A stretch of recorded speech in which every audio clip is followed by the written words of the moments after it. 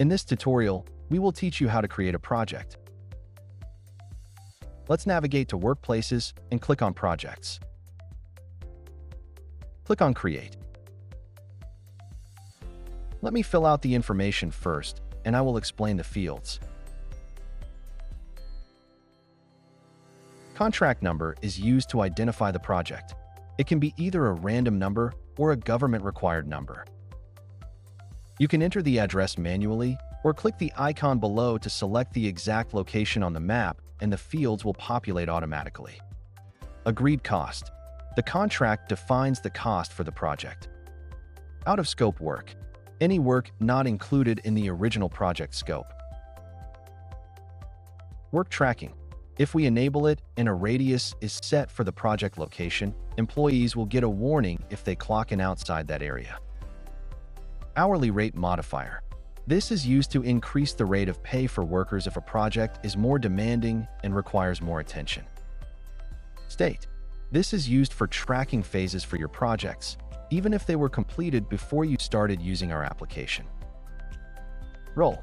Select the project role based on the negotiations made. You can also add the company executor. Once the information is filled out, the project will appear on the list.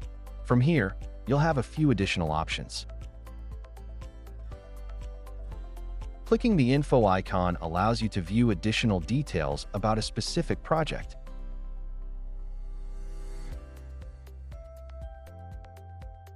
The location icon will give us the exact address of the project.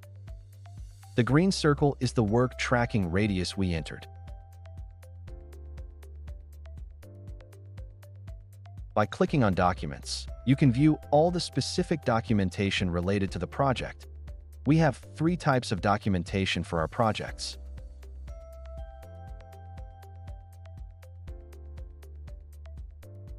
Under Project Work, you can view all tasks created for the project and track their progress. More details will be covered in the next tutorial. On this button, we can edit all of the information we have previously included.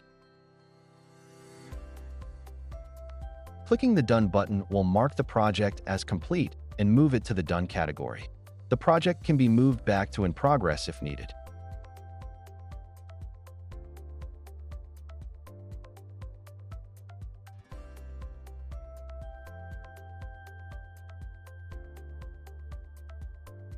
Clicking on Back to In Progress will return the project back to active.